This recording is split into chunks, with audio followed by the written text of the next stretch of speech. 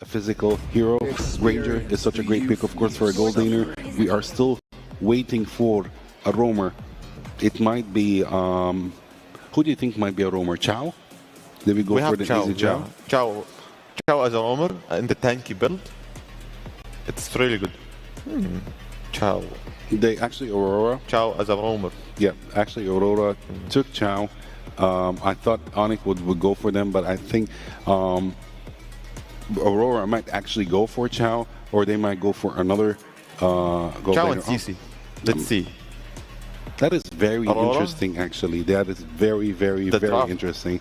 For Aurora until now, if they pick CC and Chow, That would be great. Yeah, CC, that would be great. and hovering on Chow, still thinking, oh, okay. They went for a Now Chow. they completed of the puzzle, Yeah. and I like Lancelot and Chow, CC, Lapu Lapu, Farsa, as Kalia, Onic. Wow. See, What do you think oh wow. for Onic draft? Onic draft is very amazing. I mean, I would say mid to high damage output. For Aurora, they have more burst damage. They have more sustainability as well. This is not going to be an easy game for both. It's a close draft for both. It's a high skill game actually for both teams. It's going to be a very, very, very high skill game for both teams. Any mistake is not going to be forgivable. I want to see Aurora how they will focus on their macros more. I mean, we'll see about that.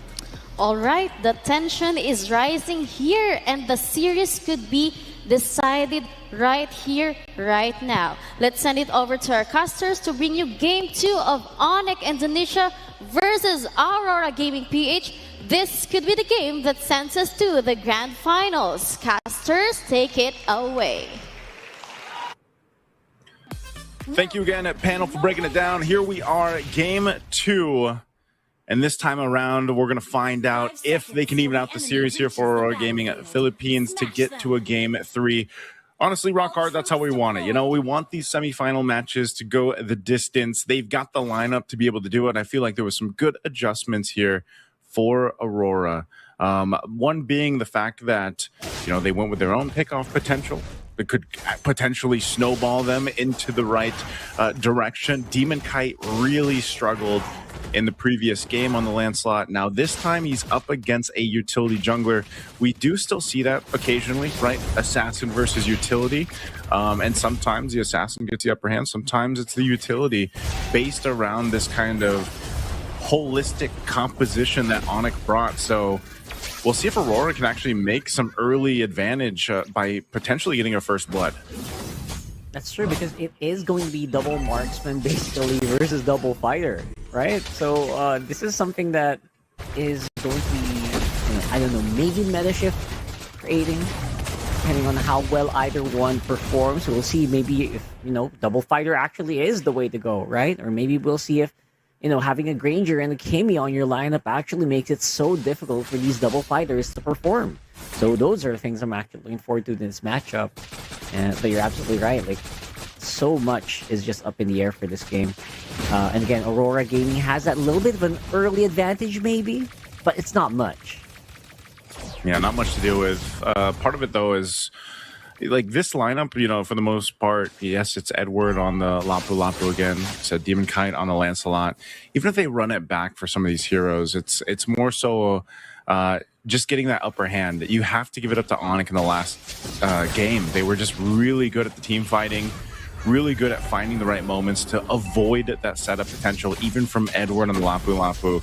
We always know that when the Lapu Lapu is secured for a team, not only does he do a lot of damage, he can tank up quite a bit, but the stuns with the Landshaker are so good, just like this. Yeah, great stuns. There you go, Kyrie with the first turtle of the game. Edward and Light not going to be able to help out Demon Kite as much. Look at the presence. Look at the domination of Onic in that one. Yeah, there's they're going to deal with that. I mean, that's one of the things they have to be careful for. Some of these initiations, especially in the early portion of the game, you got to kind of approach them in the right way. And even more so in the turtle pits, you know, like those areas are crucial to be fighting in. Now, this map being potentially the last map, if Onic wins with it, expanding rivers, either way, when it comes down to these objectives, either team can choose to rotate really quickly. The fact that Dominkite is on a CC gold lane as well could change some of those later team fights, whereas, you know, Skylar essentially can do the same thing. It's only unfortunate for Skylar that he doesn't have the space that was provided with an Eve, like in game one, but because of the lineup, it's actually okay. You have a Kalea, you have the traction pulse from Sans, and that actually is enough to go ahead and keep him relatively safe. Plus, like I said, the flicker is always an option as well. I think maybe they're thinking, you know what, we don't need like an Eve real world if we're gonna -1 anyway, right? Like there's just gonna be 4 enemies on the map. So that's they're thinking maybe of the Kalea. But look at that, Mlbb again is gonna be the sore spot here. Aurora Gaming is gonna try to punch on. Or, you know, but of course that isn't Esmeralda. Early game has great sustainability, and who has not that much sustainability, that's Dominkite, especially against 4 members of Onic. See, that's a tough thing. You know, these lineups nearly mirror each other with the game plan. It's that pick-off centric lineup. Let's get a kill, utilizing either the Cho for Aurora or the Kalea here for Onic. And they get the upper hand because they made the play up top, almost getting this tier 1 too. Traction pulse thrown out. Oh, a few more hits would have actually been huge for Sans there, but Yuweg is able to dodge out. Again, Edward going to be using the Bravest Fighter and the Flicker to get out of harm's way, which just leaves the map wide open for Onic to take that turtle. Man, Rockart, it just seems like right now it's either Aurora Gaming Philippines is just not synced up like we've seen them in the previous matches, or it's just Onic playing so well. It's probably a combination of both. Onic seems to be just completely locked in on the game plan on what they want to do here. And again, if they're able to go ahead and put pressure where Aurora can't play around that plan of a pick-off, because the Tsunami Slam is going to go first. Oh man, there you go. That's Tsunami Slam once more. At that point, Dominkite can't even use the Phantom Execution to get out of harm's way. And because of that, this is going to be another turret. That's going to be, turret rather. That's going to be so hard to defend against. Now, of course, there has to be something to give for Aurora. Skylar, maybe absorbing some of Dominkite's hits, buying some time for Kyrie to get back into the fight here alongside Kiboy. That aggression of this duo, this Kalea and this Baksha, so nasty. Kiboy is so locked into the series. There's the kick though. Nice kick from Light, obviously gonna get some kills back, and that is Hans. So Sans going down is gonna be so massive here for Aurora Gaming, and then slowing down that Kimmy. That Kimmy felt like it was actually starting to like steamroller them, man. Yeah, it's a problem they have to deal with, but nonetheless, right now it's just, Onic is just winning off Keyboy's Kalea. For the most part, it's all been the Tsunami Slam. So now Light's got to go ahead and fill that in. He's done as well. He's got actually a couple kills on this, but it's more so the way they're moving around the map. There's got to be an answer for this, especially as they set up around this next turtle coming up in a couple seconds here. You're seeing it. Demon Kite's going to get spotted out. He's actually having a difficult time this game, just like in game 1. Really getting pressured on his jungle, potentially to try to force him to use a retribution on the purple buff, so he doesn't have it for the turtle, but still, he'll be able to secure this just fine. Onic waits in positioning. Again, same thing. Mlbb giving information. Keyboy waiting for that Tsunami Slam. So we'll see how Aurora approaches this. This 3,000 gold difference might play a part into this fight, but turtle secured. Yeah, huge, tricky turtle there, getting secured there by Onic. There goes that team fight. Light not going to be long for that world. Cannot really sustain Skylar's Ranger right now, was just doing insane amounts of damage, even on Edward. That's a double kill for the gold laner of Onic. And not to mention, they also got that turtle. Demon Kite now going to be struggling to even get the jungle camps on his side. Let's just see if he gets this orange. He should be able to retreat. Oh, he doesn't get it. Unfortunately, yeah, he doesn't get it, and it's looking even more grim now for Aurora Gaming Philippines here. The way this game is going, 3 turtles now in the hands of Onic, 5,000 up in terms of gold. They have a clear shot at taking the first Lord as well, unless somehow, some way, Aurora finds a way to crawl back into this game. But look at the pressure from Onic. They won't let up on this. And it's, you know, it's a stark difference, at least for the Esmeralda this time, when you see the Esmeralda struggle. But when you see it shine like this and you're able to go ahead, you know, you're deathless, you provide information, a Tsunami Slam again. Oh man, that's a huge Tsunami Slam here, of course. Yue gonna be able to at least answer with the Feather Airstrike. That front line is starting to demolish and diminish on its health. That's Kiboy going down though. Demonkites are doing some really good mechanics, but the rest of Onic are still inside the front lines. They're not really going back quite yet, but it is gonna be -1. Kiboy's aggression removed from the map might leave an opening for Aurora to make something happen here. That pickoff is great. At least they get a kill. You know, it was a fight that was started off the Tsunami Slam. One of the first steps that Aurora needs to get back into the game. But even looking at the itemization here, there's quite a bit of difference, right? Even the gold lane right now, obviously the CC is going to scale up a lot slower than this Granger with given the way the game's gone.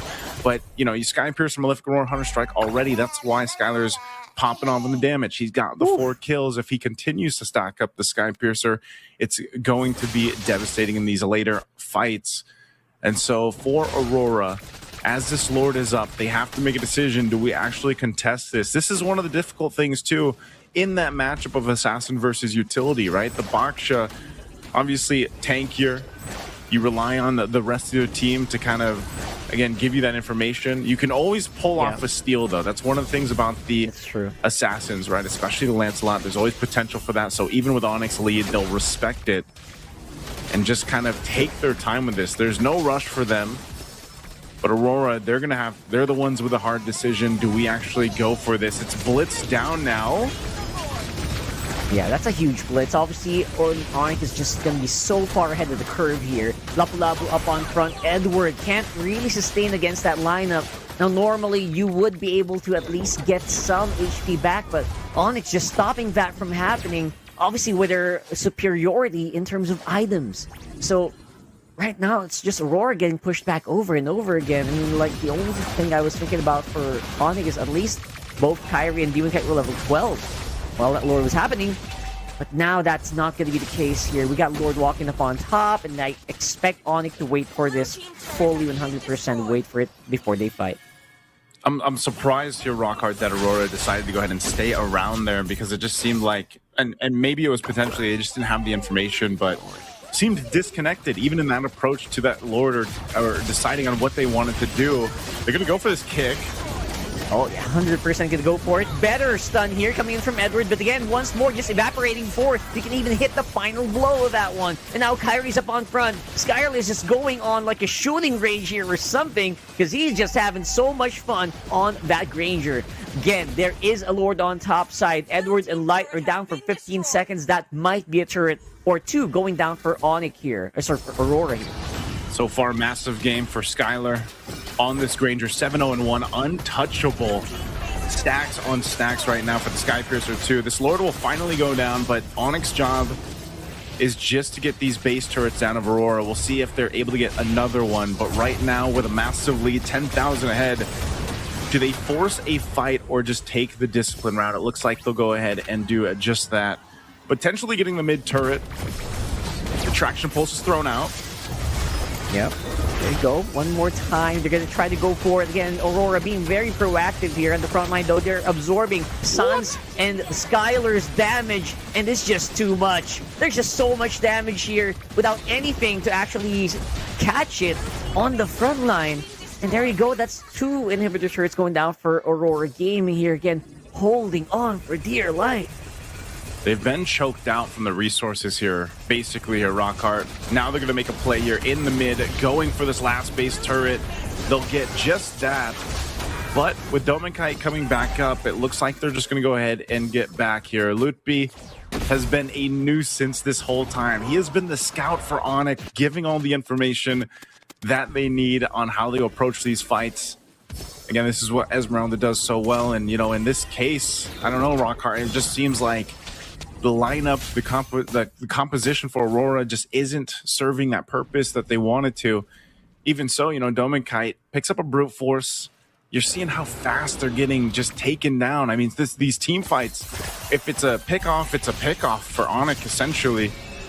At one point, or at what point does Aurora Gaming get back into a fighting form? They're going to have to forfeit this Lord over to Onic and then just get ready for this defense. Now, the only shining hope in this lineup that they have right now is the defense capability, because you've got a Farsa. But as soon as you use that Feather Airstrike to kind of deal with some of that push, and of course the Lancelot to an extent, then other than that, you don't have that much else, right? You've kind of got to utilize the kits, and that's for Edward and to an extent Light and Domenkite to clear out these waves and manage them.